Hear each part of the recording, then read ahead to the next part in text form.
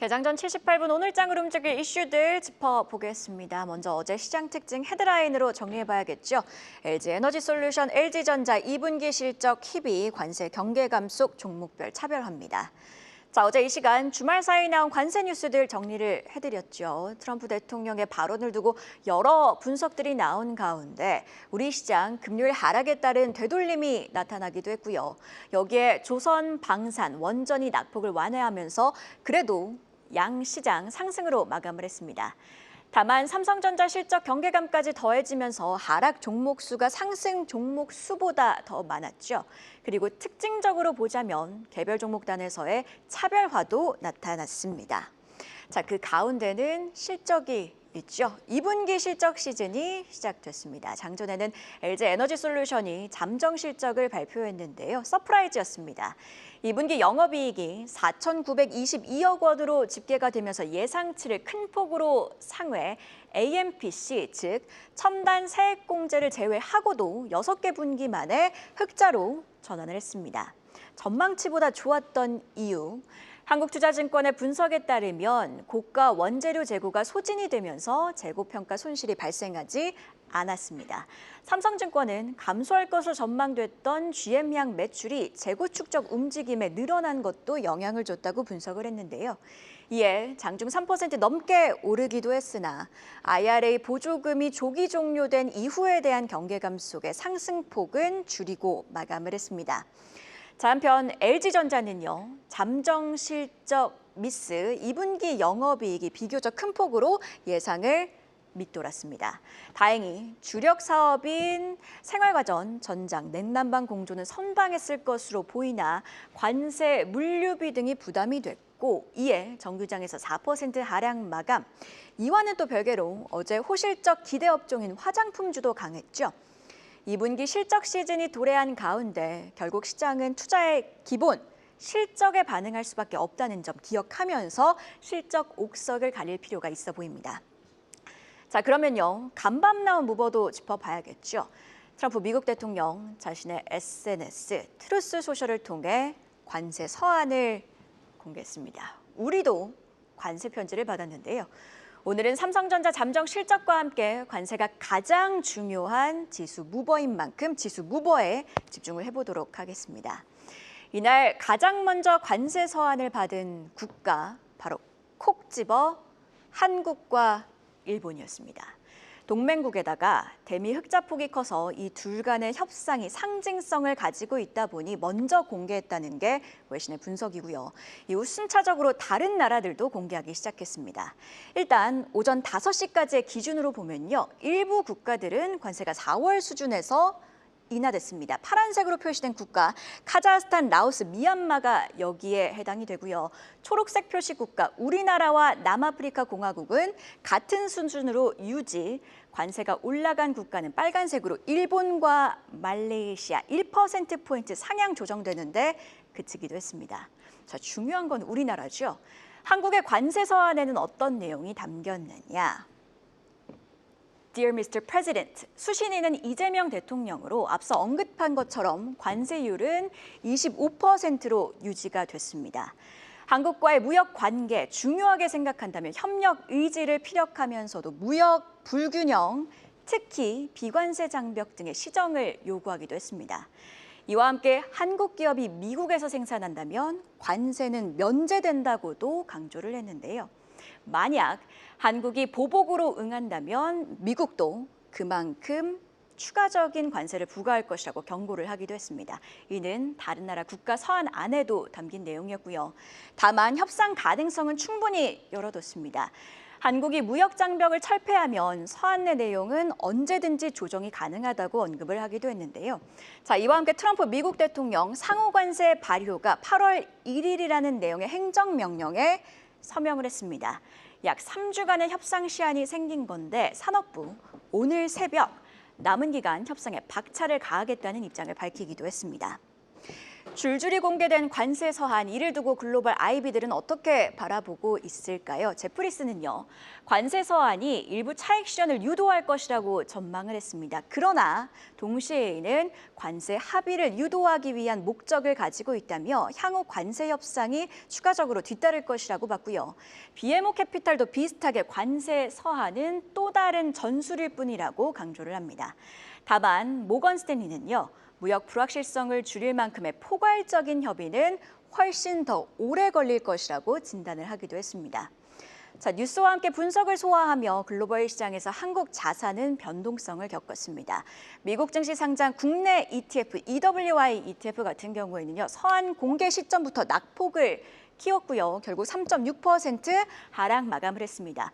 원달러 환율도 전일 정규장 대비 약 10원 올라서 1,377원 수준까지 올라왔고요. 오전 6시 마감한 야간 선물은 0.6% 하락했습니다. 자, 그래서 개장 전에 드는 생각을 좀 정리를 해보면 간밤 한국 증시 자산 동향, 그리고 트럼프 미국 대통령이 한일을 콕 집어 먼저 공개했다는 점에서 투자 심리는 하방 압력을 받을 수가 있겠습니다.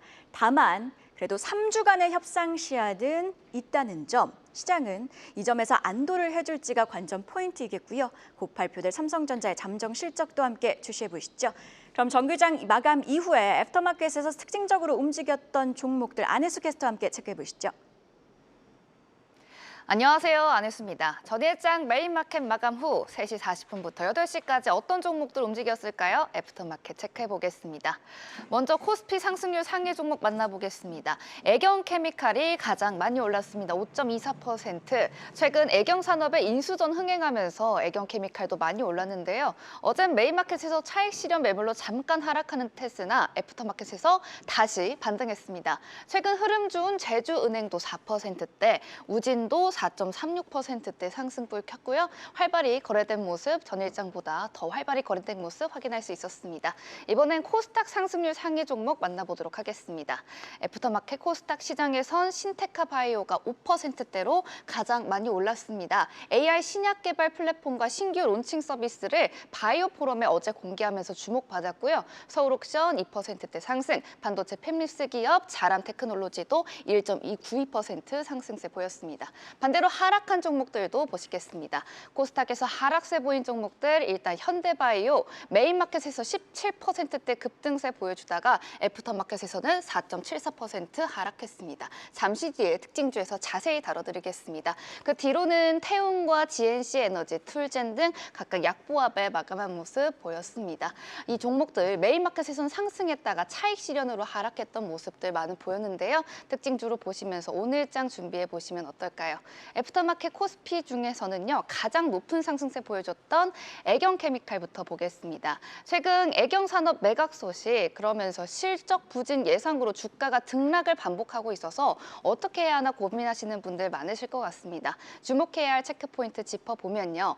애경그룹이 내놓은 애경산업은 다행히 인수 전이하겠다는 회사가 많아지면서 계열사에 대한 투심은 이어지고 있으나 재무 건전성이 아직은 약화된다는 흐름 보이고 있습니다. 그래도 조금 기대해 볼 만한 점은 애경케미칼이 나트륨 이온 배터리 핵심 소재인 하드카본 생산 역량을 갖춘 국내 유일 기업이라는 건데요.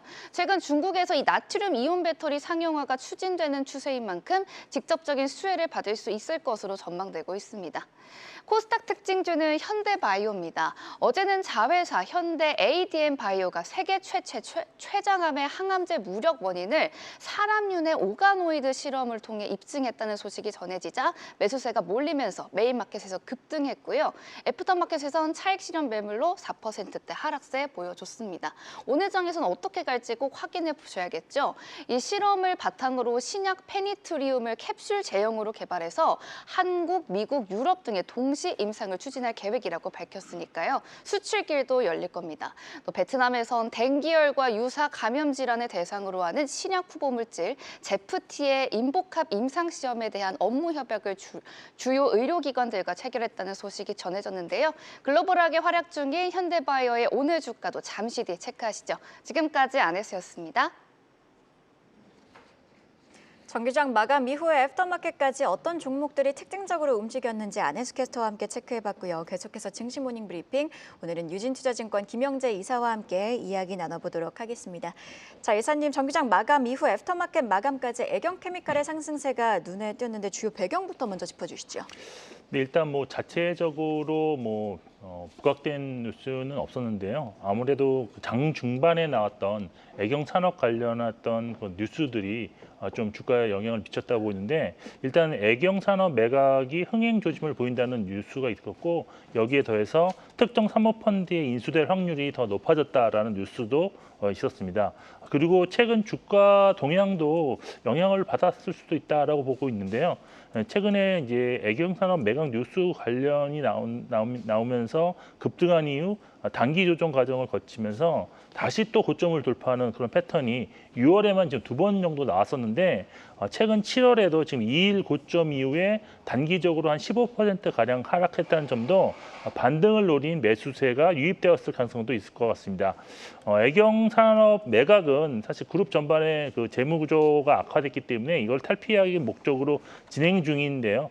시장에서는 이번에 애경산업 매각이 국내 소비재 산업 지형 변화를 유발할 수 있는 그런 이슈다라고 평가하고 있는 중입니다. 그 이유는 애경산업이 지금 치약, 샴푸 등과 같은 생활용품과 화장품 사업을 모두 보유한 풀라인 플랫폼이고, 지난해 영업이익 468억 원과 또 수출 비중이 26%가 된다는 점, 그리고 부채 비율 32.3%의 현금 및 현금성 자산 734억 원을 보유해 안정적인 사업 구조와 재무 구조를 동시에 보유함과 동시에 내수와 수출도 탄탄한 기업이기 때문입니다. 따라서 인수하는 그런 기업들은 인수 즉시 시장의 어떤 강자로 부각할 가능성이 있다라는 것인데요. 애경그룹은 최대 7천억 정도의 매각가를 희망하고 있지만, 시장에서는 그보다는 좀 낮은 금액에서 매각될 것으로 보고 있고, 매각 대금이 들어온다면 부채 비율 높은 자회사 자금 지원용으로 사용될 것으로 예상하고 있습니다. 애경케미칼의 경우 아직은 저조한 실적을 보이고 있는 상황이기 때문에 이렇게 실적 뒷받침 없이 자회사 매각 이슈로만 주가가 조금 우상향으로 좀 상승 중이기 때문에 3분기 내로 예상되는 매각 성사 이후에는 재료 노출로 주가가 하락하는 세론이 나타날 가능성도 고려할 필요가 있는 시점이 아닌가라고 판단하고 있습니다. 네, 언급을 해주신 것처럼 지금 애경산업 매각과 관련해서 지수가 좀 변동성을 보이고 있는 만큼 애경케미칼과 관련해서는 매각 관련 이슈까지도 함께 체크해볼 필요가 있을 것 같습니다. 자, 그리고 코스닥 시장에서는 현대바이오가 좀 눈에 띄었는데요. 상승폭을 좀 줄이긴 했습니다만 그래도 애프터마켓에서 두 자릿수 상승률은 유지해줬더라고요. 네, 그렇습니다. 사실 정규 시장에서 17.9% 상승했는데 애프터마켓에서 13.2% 상승했으니까 조금은 하락했지만 그래도 주가는 좀 강한 흐름을 보이는 것이 아닌가라고 보고 있습니다. 현대바이오 주가 상승한 원인은 어제 좀 많이 나왔었는데, 현대바이오가 이제 현대 ADM과 공동 개발 중인 가짜 내성 치료제 관련한 내용을 좀 홈페이지에 게재했다라고 보고 있는데, 회사 측에서는 그 췌장암 항암제가 무력화되는 원인이 기존에는 이제 유전적인 원인으로 알고 있었지만, 이번에 이제 전임상을 통해서 알려진 것은 가짜 내성이 진짜 원인임을 입증했다라고 발표를 했습니다. 그리고 이제 현대바이오가 공동 개발 중인 치료제 페니트리움과 기존 췌장암 표준 항암제인 젬시타빈을 병용할 경우에 암세포 생존율이 0%로 수렴한다는 것으로 확인했다고 했는데요. 이에 어제 현대 ADM은 상한가로 계속 마감을 했고요.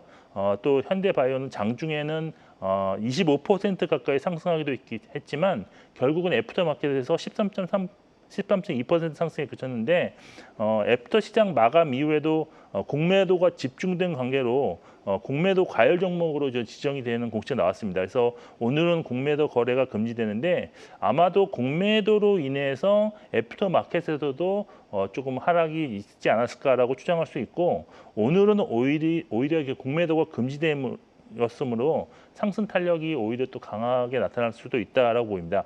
어제 이제 게재된 연구 결과가 오늘 21일 공식적으로 발표될 예정이라는 것도 참고하시면 좋을 것 같은데, 일단 이거에 대한 진위를 제가 어떤 판단할 수는 없지만 주가 수준이 그렇게 높지 않은 상황에서 지금 추가 상승 가능성이 좀 있지 않겠냐라고 보고 있기 때문에 거래 강도를 좀 보시면서 기술적으로 좀 대응은 가능하겠다라고 정리해드리겠습니다.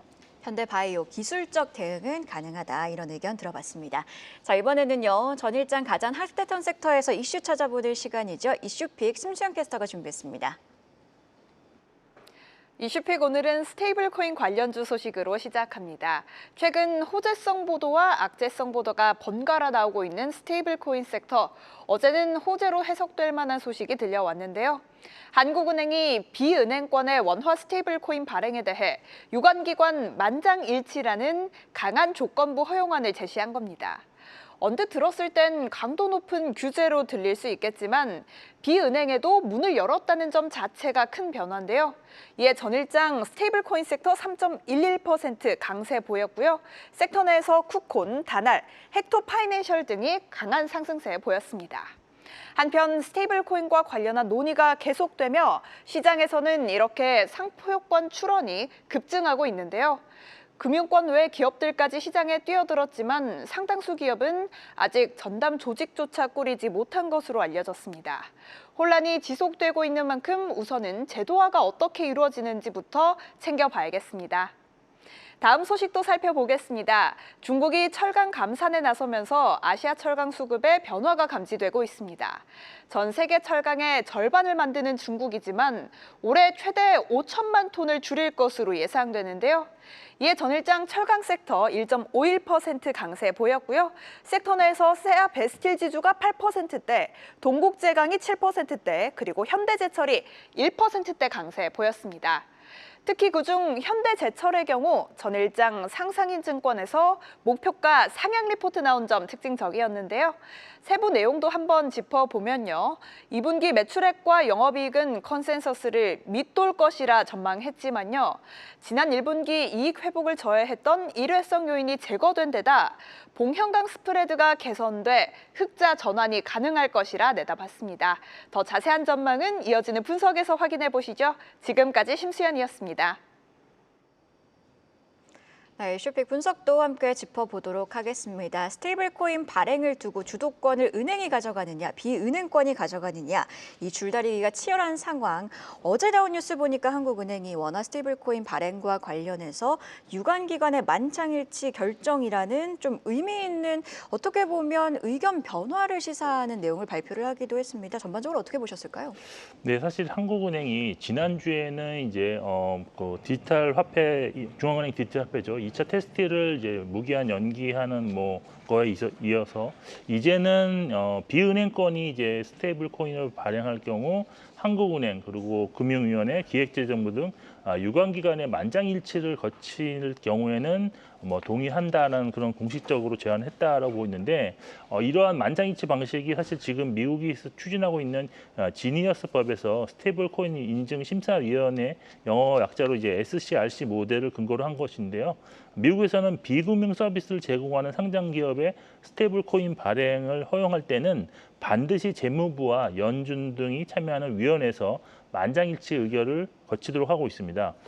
이러한 이제 한국은행의 제안은 은행 우선 발행을 주장하던 데서 한 걸음 좀 물러난 절충안이라는 해석이 좀 가능할 것인데 사실 비은행권이 스테이블 코인을 발행했을 때 예상할 수 있는 리스크 요인들에 대해서 좀 더 이제 사전에 예방 차원에서의 어떤 좋은 의도라고도 볼 수가 있겠습니다.